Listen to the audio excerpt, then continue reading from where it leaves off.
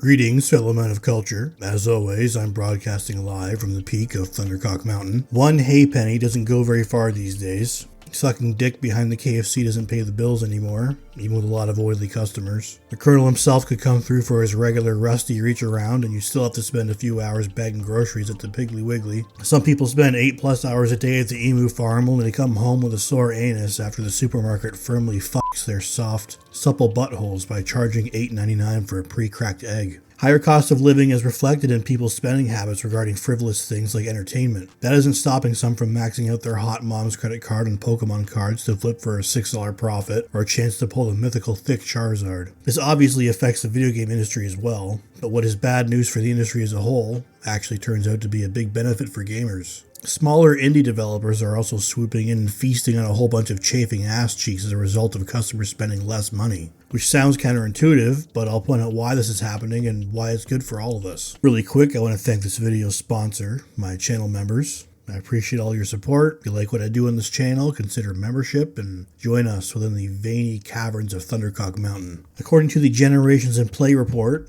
which is a consumer consumption survey thing, 62% of the most engaged video game players no longer buy full-price releases. The article goes on to point out that these buying habits have led to a pretty big shift in the gaming market. Consumers are full in terms of things to play, watch, and read. Plus, games have a habit of launching unfinished or in need of a patch or two. We live in an era of gaming where not only are development tools more accessible and affordable to smaller developers, but we are so inundated with choice that it nearly makes new video games redundant. Even though the PS5 has been out for over 5 years now, you could still just buy a PS4 and be set for years. You can look up anime lesbians on the browser just as well as any other device. You can be mad at me all you want, but you can't be on mom's phone Googling anime lesbians and not know how to delete your search history. A mid-range PC will give you great performance for a big chunk of Steam's library, which is nearly as massive as your mom. The size of each platform selection is staggering, cheaper than ever and easily accessible. There really is no need to spend full price on new releases anymore. I've noticed this sentiment is pretty widespread among my regular viewers. A lot of my videos get comments that mirror this exact mindset. We have more than a lifetime's worth of excellent titles to play without even a glimpse towards any new releases. All of video game history is pretty easily emulated, so you could just hook up a Raspberry Pi to your TV or monitor, eat 15 pounds of buttered chicken and shit yourself, and just play Chrono Trigger forever if you want to. As for the second point, AAA publishers have burned customers so many times that more than half of gamers are skeptical about buying games on launch day. This has been going on so long we are now conditioned to wait to purchase games,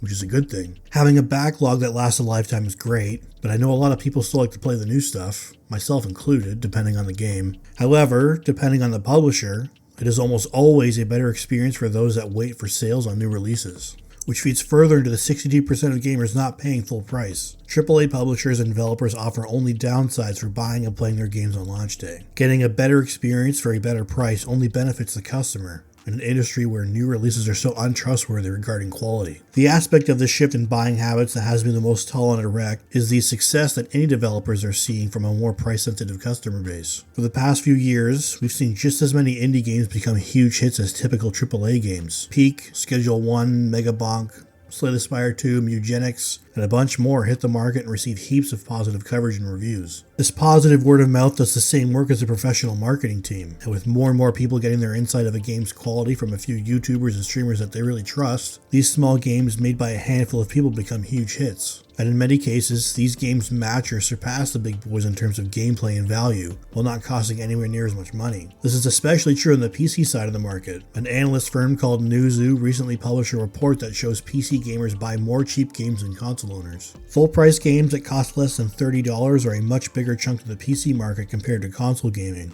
And that segment is only growing year after year as cheap hits continue to crop up and hit even harder. Newzoo reports that the $30 to $50 bracket leads across all platforms, but the sub $30 space thrives on PC breakout indies. The sub $30 price range on consoles mostly consists of discounted AAA games. People wait for Assassin's Creed Wiwa Samurai to drop down to half price 2 months after launch when browsing console stores. For PC games, it's not only a matter of frequent sales, but also the handful of breakout indie hits that release every year with a launch price of under $30. As usual, the incredibly handsome and well-endowed PC crowd not only has the best taste in gaming, but also pays the best prices. A handful of indie games not only launch at great prices, but manage to make a bigger splash in the gaming community and stay relevant for much longer than AAA games. Peak took over streaming for a time and brought us near endless clips from its crazy gameplay. Hi, guys! Hi. Does anybody need food?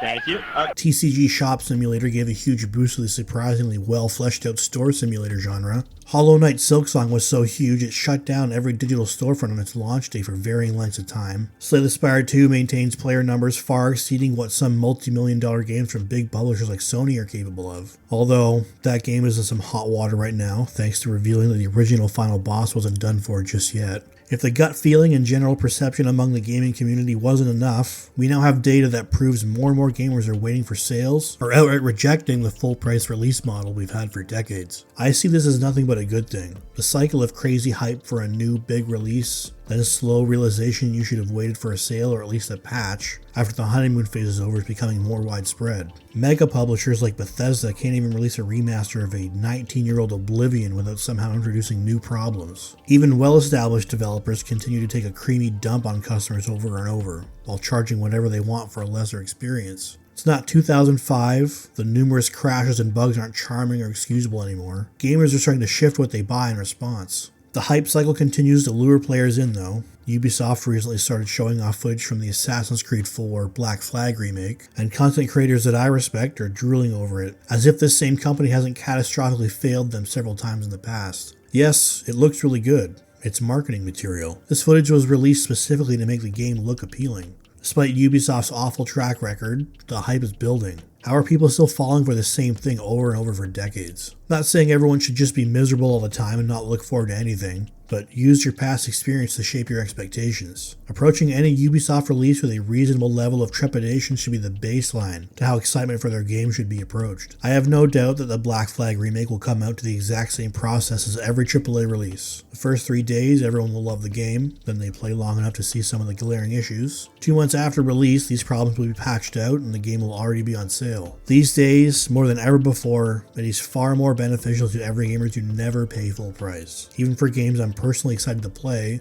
I haven't spent full price on any game for over 4 years. It helps that I play exclusively on PC, so I have many more storefronts to choose from, and different launchers that may offer deals and discounts at different times. Even if you just own a console, the overwhelming choice we all have today means you could very easily and very cheaply play backlog titles forever. Browse the storefront of your choice and look specifically for older games or hidden gems that you may not have considered playing before. I know it's easy to get caught up in the hype train and the fear of missing out on new releases. Thankfully, more and more people are getting out of this typical new release mindset, checking out some of the crazy games this hobby has to offer. If you really want, you could just get yourself an emulation device or a Steam Deck and never play anything past the 7th generation ever again. Some people may view you as not being a real gamer, but that's some horse bukkake. Some gamers exclusively play only racing games, and they care so much about that they build mad scientist contraptions like pneumatic piston chairs and recreating the inside of actual cars in their living room. These dudes have spent more time, money, and energy in this hobby than a lot of us can claim to in a lifetime. I wouldn't call any of them less of a gamer because they focus entirely on one game or genre instead of keeping up with the rat race. We're currently in the most content-rich and accessible era of gaming. The ridiculous number of titles available on Steam alone will ensure most normal people never run out of games that tickle their pickle regardless of genre. There is zero reason for anyone to be paying full AAA price for games anymore.